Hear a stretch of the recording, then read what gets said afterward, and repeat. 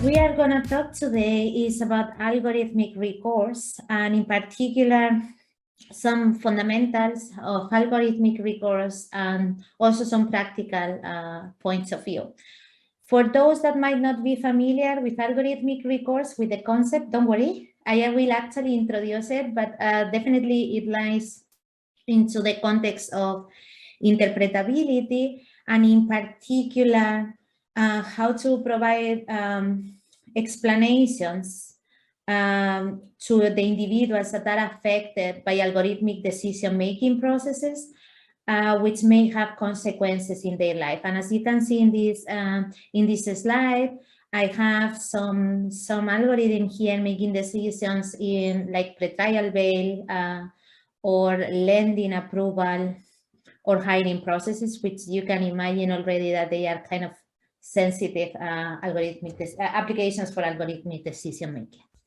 So without further delay, let me give you a bit of the context I was saying. So what we are facing nowadays is that probably you are aware that machine learning and algorithms in one way or another is being more used and used to inform what I call consequential decisions, which are these decisions that may have consequences in the individual's lives, by either supplementing or directly replacing a human being. So for example, you should know that there's quite some big companies, they have filtering algorithms that decide which of the resumes that are submitted for a job are seen by a human being or not.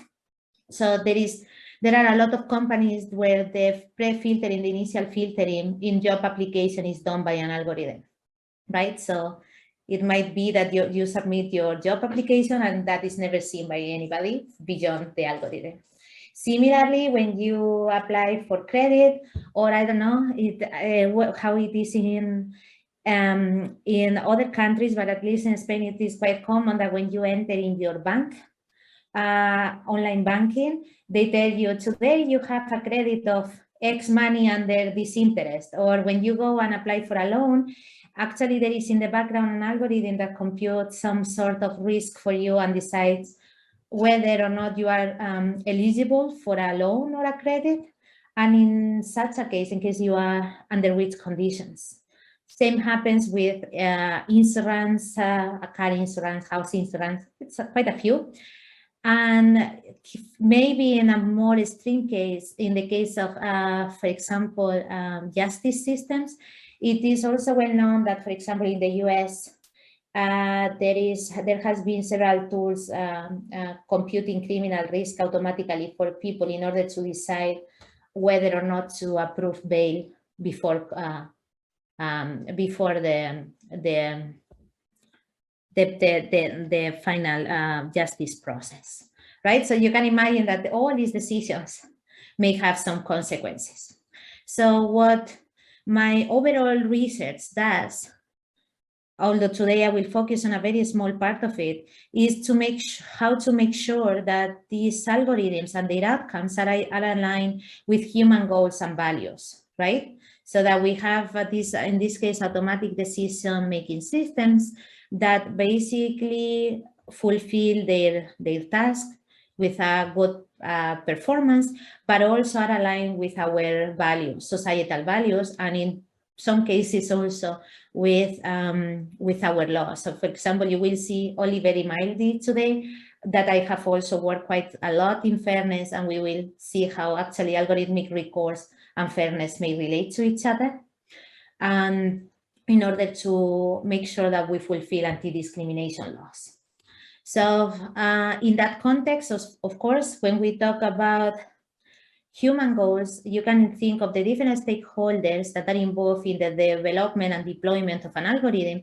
And of course, each of them, they may have different expectations about the algorithm. So for example, for the deployer, the company deploying the algorithm, it might be interesting, in this case, for example, for the bank, to see what features to collect from the applicants to the lending process, such that we minimize risk and therefore maximize the profit for the bank. They live out of interest rates, right?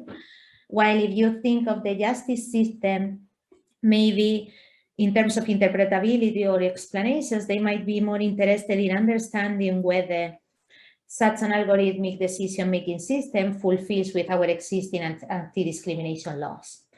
While if we think of the final user or the final individual affected by these algorithmic decision-making systems, they might be more interested in understanding why they got a particular outcome and how and what to do next time in order to get a more favorable outcome. For example, I applied for a loan, I didn't get it.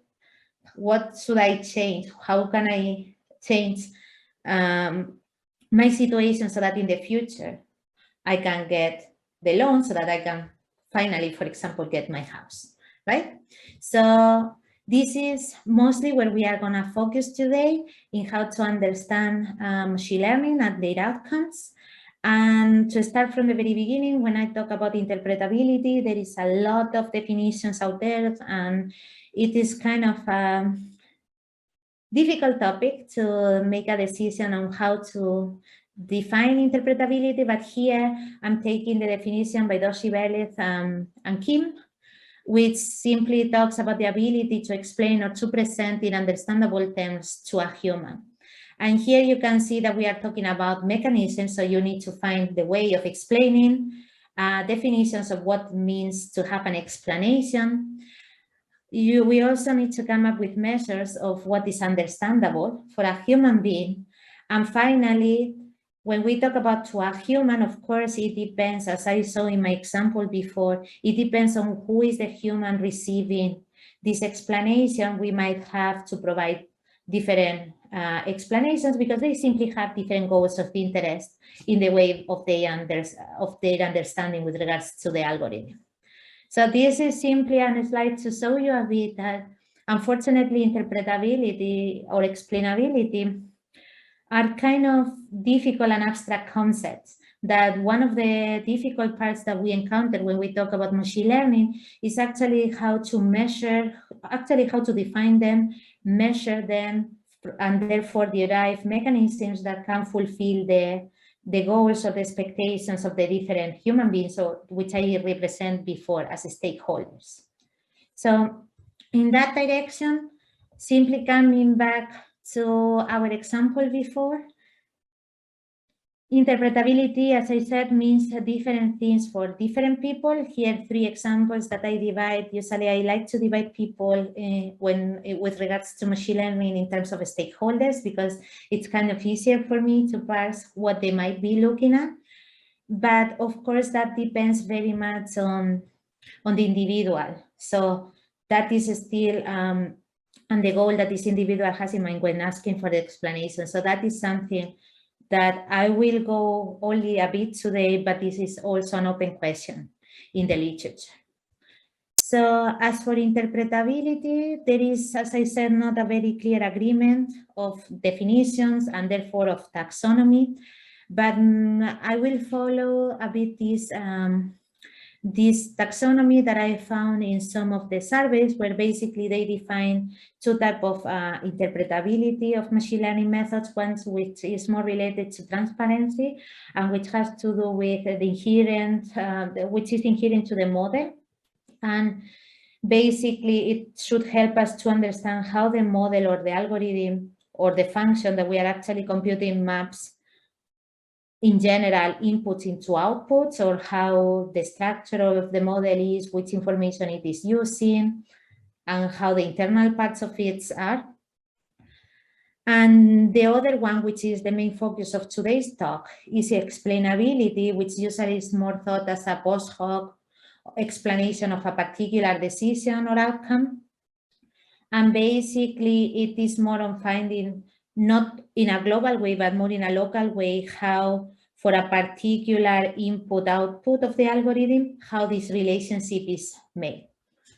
I will go a bit more into the definitions, but among all the potential explanations that we want to do, as I said, I'm going to focus on one particular group of stakeholders, which is the individuals affected by the algorithmic decision-making.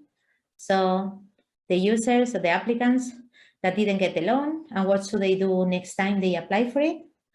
And I'm gonna try to provide answers that try to help them understand why this was the case and what to change in order to get what they are looking for.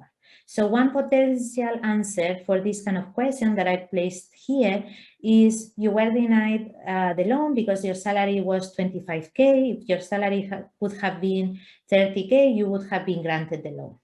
And these explanations are type of explanations that we human beings use quite often, and which in the literature they have been referred to as counterfactual explanations. Because basically what we are placing here is a counterfactual world in which I would have had 30K salary instead of 25K, and I would have gotten the loan. So these counterfactual explanations usually come up in the feeling of what would have needed to be different in a hypothetical world for me to get what I wanted, right?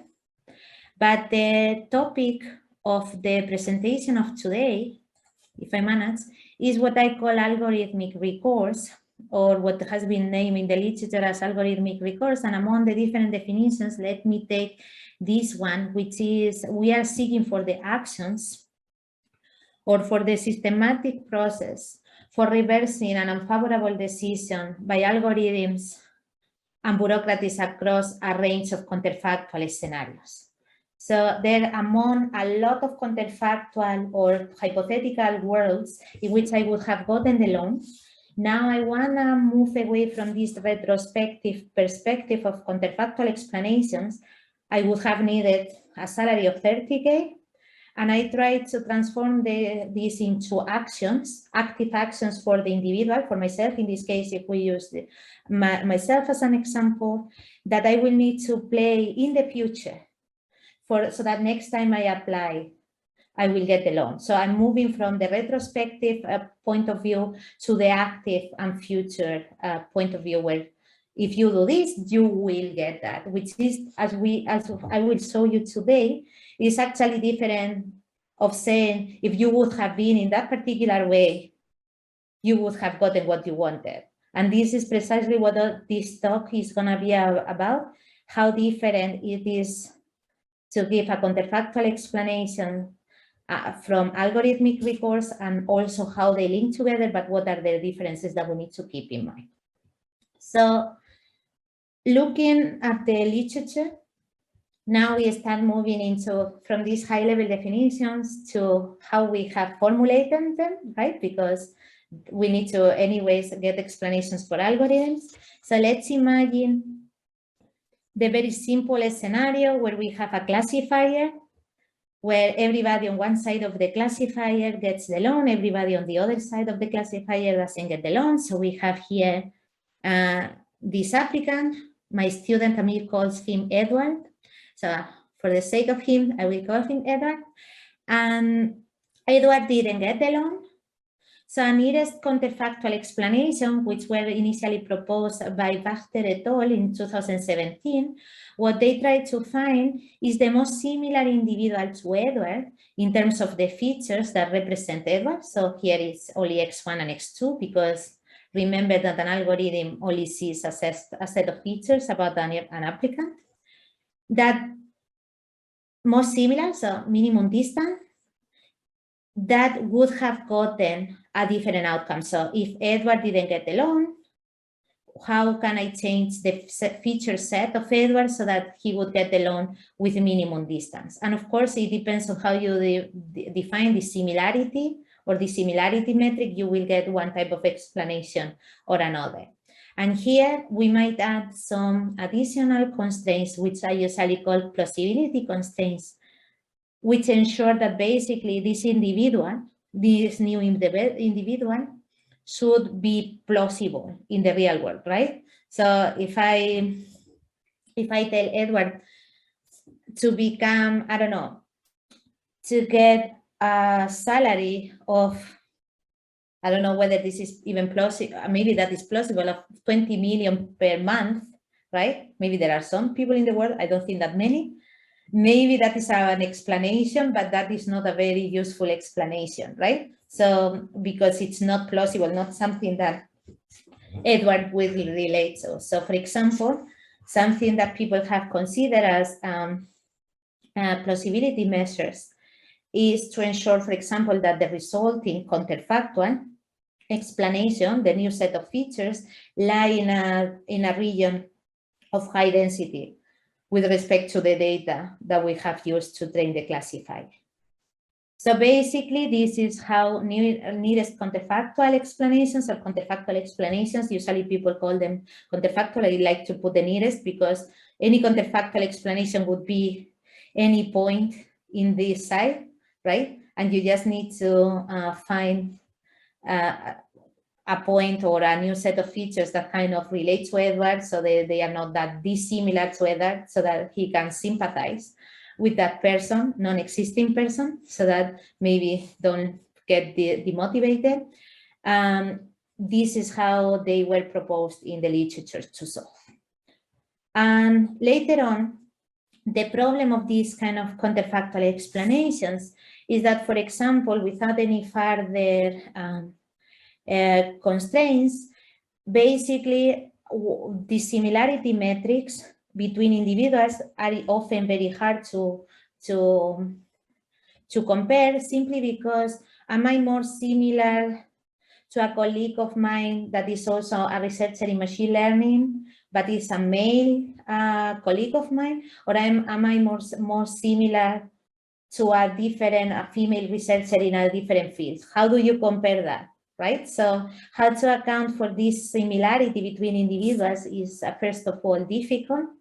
And second of all, it doesn't have the taste of the action part, which is what we want to cover in algorithmic recourse, right? Because we want to see what actions should I take in order to get what I want, right? In order to cross the boundary.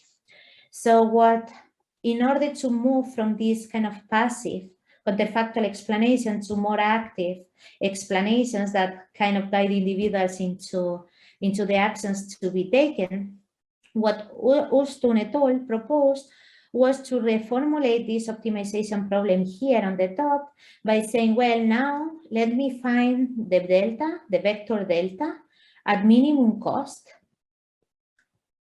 such that my counterfactual explanation is no more than my set of features plus this delta. So I'm assuming I can shift the values of my features, and I have a cost that is involved by how much of the shift it is, and this can be a linear shift, it can be a quadratic shift, or it could be something that has to do with the quantile. So am I moving to a region with lower density, or am I moving to a region with lower density?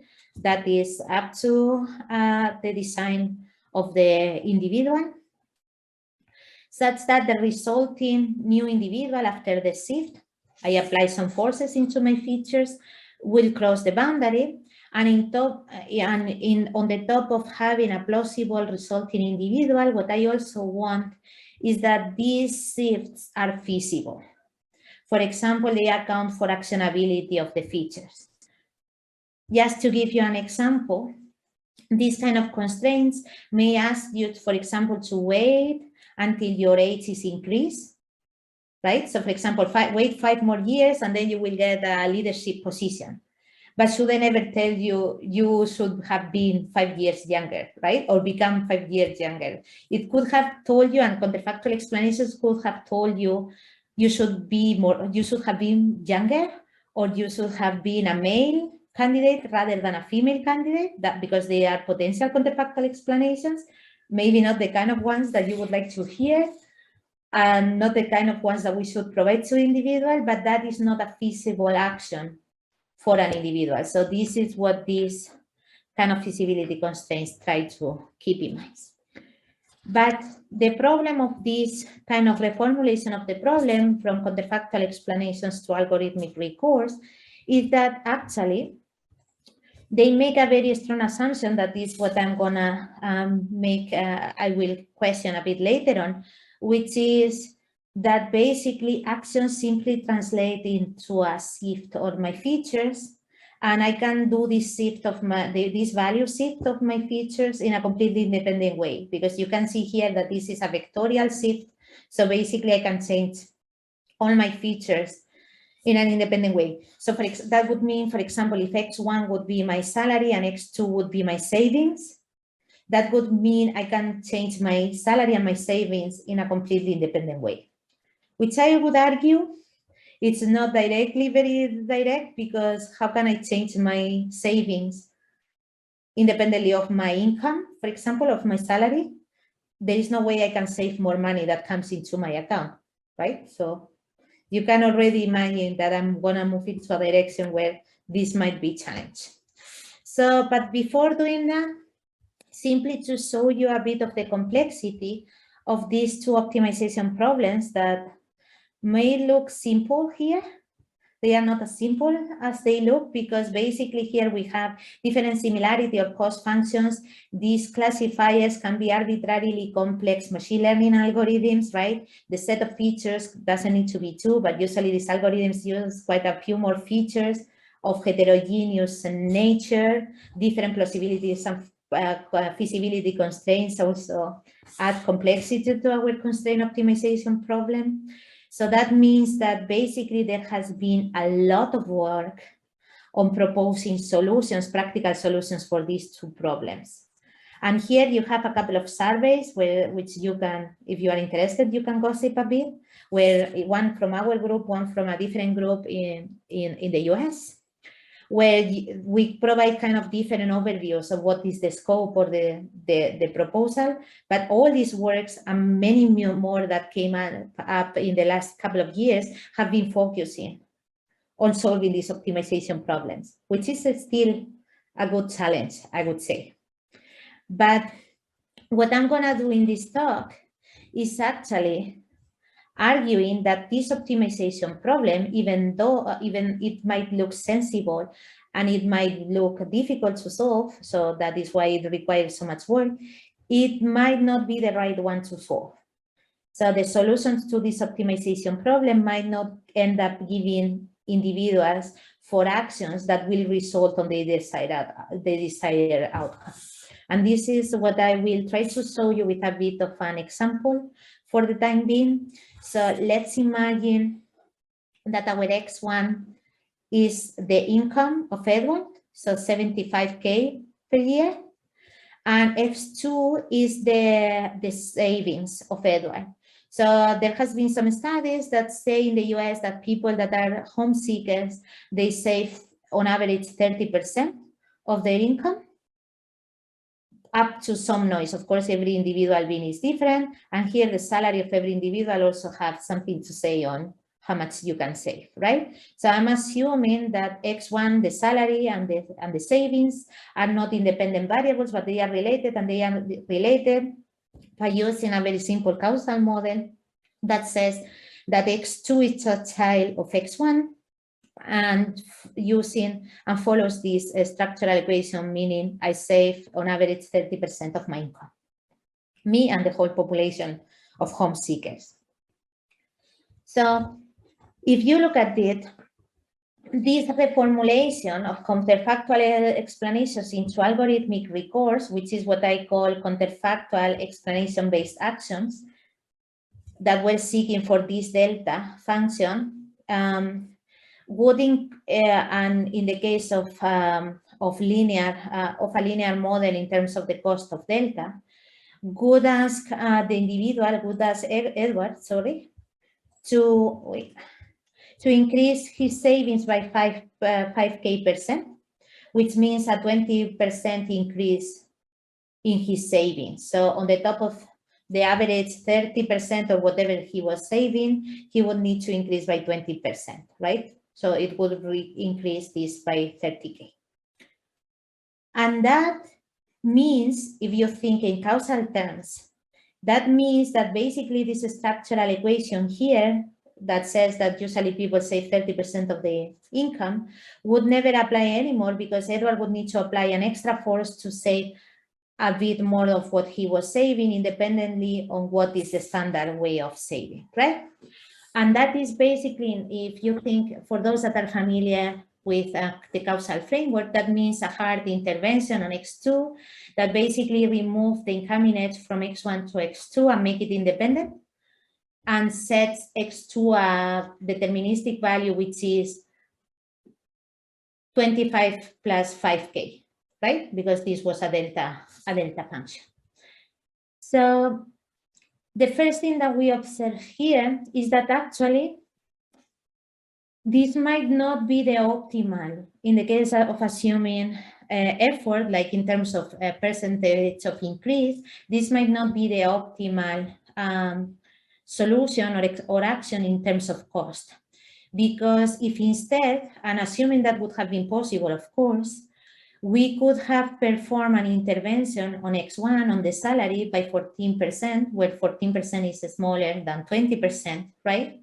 That would have already triggered an increase on the savings, and that would have been triggering already a change in the side of the boundary with a smaller effort, right? And this is simply a toy example to show you that this approach, where we assume that everything is independent of each other, might not be optimal in terms of cost for the individual, because it ignores the causal relationships between the input features to the machine learning algorithm, which in general are never going to be independent. And actually, it is not only that. What it is more harmful might be that we might require actions to individuals that won't trigger the desired outcome.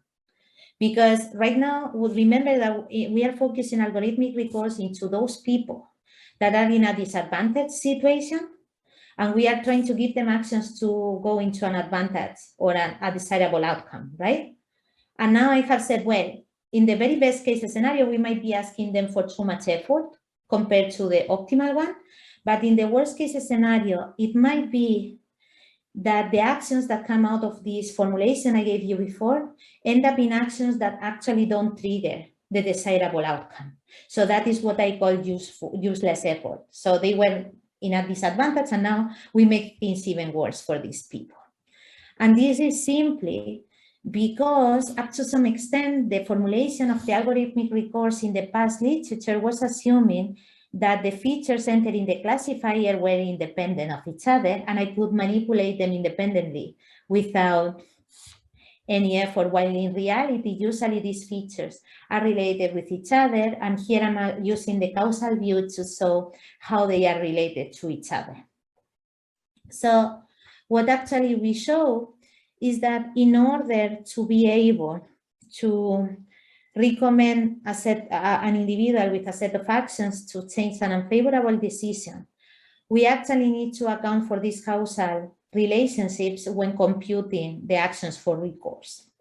So what we did was to reformulate this optimization problem that we had before into a new one, where now we find the set of actions, and here actions I refer as causal interventions at minimum cost, which will trigger a structural counterfactual, meaning if I intervene on X1, I will see what is the effect of X1 on X2 and on X3 in order to recompute the new individual, resulting individual, such that this resulting individual would be on the other side of the boundary.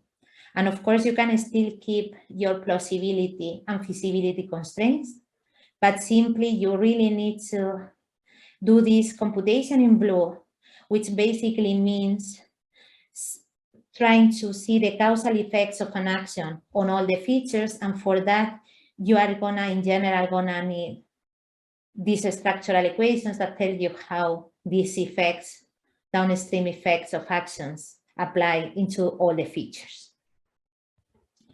So in case of this information being available, what we can show is that the formulation of the solution to this optimization problem is always gonna be a set of actions with cost lower or equal than the ones that were proposed in the algorithmic recourse, and they also are gonna have the guarantees that they ensure that you end up in the right side of the boundary. right? So that is good news up to some extent. I have quite a few bad news, but let me go first a bit into fairness. So just to give you a hint, so here we have been talking about the cost of recourse, which is the cost of individuals to cross the boundary when they get an undesirable outcome. I didn't get the job. What should I do? Maybe I should study a bit more, right?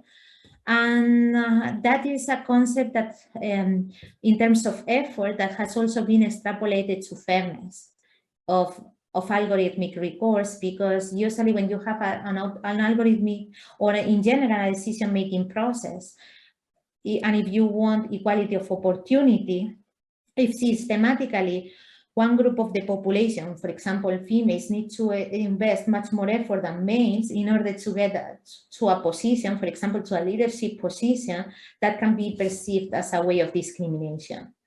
So this measure of recourse fairness of recourse was initially introduced without the causal perspective, but again, if you don't account for the causal perspective, then you might have a misestimation of the cost involved by the different individuals, and therefore you might not be measuring properly fairness. So if you want to be fair in terms of algorithmic recourse, and I'm going to go through that very quickly, you should again consider all the causal perspective, and that will allow you to define fairness at the group level. So that is, what is the average effort that females need to, in the negative class, need to do to cross the boundary with respect to males, but it can also be done at the individual level. Had I been a male candidate, also in the negative class, would I have needed to invest more or less effort than I already invested, right? And then you can define fairness at both the group and the individual levels, which is something that, that we have been studying in the literature. Something that it is important for those of you interested in fairness, and I'm happy to discuss later on about that if desired, is that actually this new definition of fairness is completely complementary to those existing in the literature, like demographic parity, or for those of you that are familiar with counterfactual fairness, because they always look at the prediction, but never at the effort of the individual, while fairness in recourse is very focused on the effort of the individuals to get a desirable or a favorable situation, while the others is only looking at individuals in a passive perspective, right? They are either treated fairly or not, but they don't have the power to change anything. So here it moves a bit more into the effort-based type of definitions of fairness, which have been studied in microeconomy, but not directly so much in machine learning up to now. But moving from there, I also told you I had a few of bad news. And the problem is that both algorithmic recourse and therefore also fairness of algorithmic recourse can only be guaranteed if we have the true causal model known and fully specified. What does it mean? I need to know not only the causal graph saying what are the parent-child relationships between my features, but I need to know exactly how the parametric form of these relationships are. And I don't know whether you know that, but in general, in real-world applications of the sort that we have been talking about, that is never the case. This information, at most, you may have the graph, but knowing exactly, yeah, everybody say 30% on average plus some Gaussian noise, it sounds a bit more complicated than that, and definitely much more nonlinear, because I don't think you can save 30% if your salary is very much on the low income, right, where you really need to fulfill for your needs, the monthly needs, than if your salary is on the middle high range, right? So you can imagine that already that doesn't sound like a very plausible solution. Of course, machine learners, we say, well, no, but we have data, right? So we can place some parametric form on these functions and learn from data. And unfortunately, I must say that there are plenty of studies in the causal literature saying that assumptions about the structural equations are usually unstable. And usually you would require interventional counterfactual data to confirm or refute this assumption. But usually this is not possible in the kind of consequential decision settings that we are considering, because you cannot give loans completely random to people to see what happened, because you might incur a very big harm on these people's life, which would go against our protection laws, right? So the question is, how can we achieve recourse under realistic assumptions? And this is unfairness of recourse. And this is something that my group and I, we have been focusing, which is there any way where we can start relaxing our causal assumptions and still get something meaningful?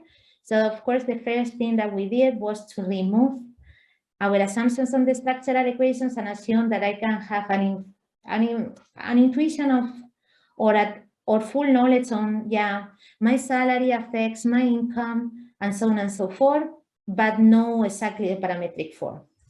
And in that case, what we can do is that because of the uncertainty on the world dynamics on these causal structural equations, we need to move away from algorithmic recourse with guarantees in the sense of, if you do that, you will get that, to a probabilistic fashion where we can say, well, if you increase your salary by 14%, your savings are proportionally expected to grow proportionally, and as a consequence, you will get the loan with 90% probability, right?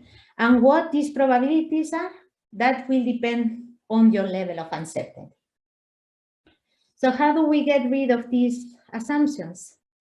Well, we have been playing a bit around with different solutions, and it depends on the level of assumptions that we remove. We can deal with uncertainty in different ways. So the first way that we tried was to say, well, I imagine that I have the causal graph. I imagine that I have causal sufficiency. That simply means that there are no correlations or hidden confounders affecting my observed variables, for those that are not familiar with that. And I assume that my structural equations, I don't know the parametric form, but they are all Gaussian or affected by additive Gaussian noise. So I have something, these functions are functions of x1 and x2 plus some Gaussian noise. And how the function is, I don't know. In that particular case, and for those maybe familiar with Gaussian processes, it is very easy to use a Gaussian process as a prior over the set of structural equations, so that you account for an infinitely many number of structural equations of this form and integrate them out in order to make your predictions. Of course, what happens simply visually is that each of the structural equations that you could consider in this additive Gaussian noise model could take you to different points, right? So that initially we have Edward here, and now because we don't know where our true structural equation would be after a set of actions, we have uncertainty depending on what are the structural equations. And what we do is that we marginalize out these mapping functions to end up having kind of a probability or a cloud of the different points where you would end up, and computing how likely you are to cross on the boundary after performing an action. And this is where the 90% probability comes from. Of course, the problem of this is that additive Gaussian noise, I've been talking about age, gender, I've been talking about salary, income. That doesn't sound very Gaussian to me in general, right? So that is one more assumption that we wanted to get rid of, at the same time as the fact that the noise needs to be additive. And in that case, we said, well, we do the causal graph to be known, and we assume still causal sufficiency, but we don't do explicit assumptions on the structural equations on this parametric form.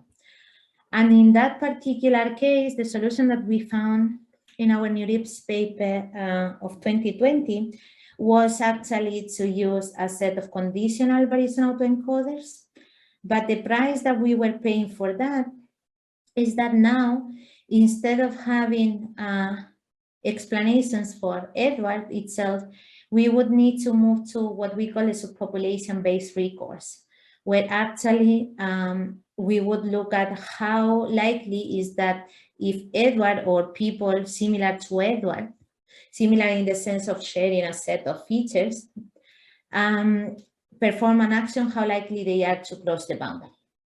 So that we are paying the price of knowing less or making less assumption at a higher uncertainty, and therefore probably of either a lower probability or more effort to reach a 90% probability in my example before. So I'm gonna skip through the technical details because of the sake of time, but I mean, they are already in the paper. But something I would like to kind of use to wrap up the presentation is that, first of all, something I have seen very much in the literature, and not only machine learning, and it is also because of our natural language, the way that we communicate, is that we very often have this tendency to translate counterfactual explanations into active actions, right? If I would have been like that, I would have gotten this, and then we do the direct translation to, if I do this, then I will get that. Well, that is not quite the case, right? And this is what I try to show you here today, that we need to be a bit more precise, because even if at the language level they look equivalent, it might be that for the algorithm that we are dealing with, they don't.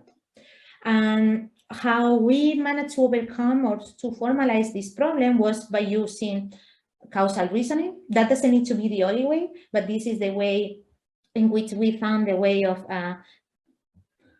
modeling the effect of actions into what we observe about the world in the form of interventions, in the same way as this allowed us to show that actually we need perfect causal knowledge to ensure recourse. But of course, this is in general impossible. So one step further that we are moving, and what I'm doing also with my team very much, is to come up with probabilistic approaches to relax our causal assumptions, so that I can only say, well, I'm certain about this knowledge about the world, and everything else I integrate out, so that I move into a more probabilistic way. Again, I use probabilistic approaches because this is my training background.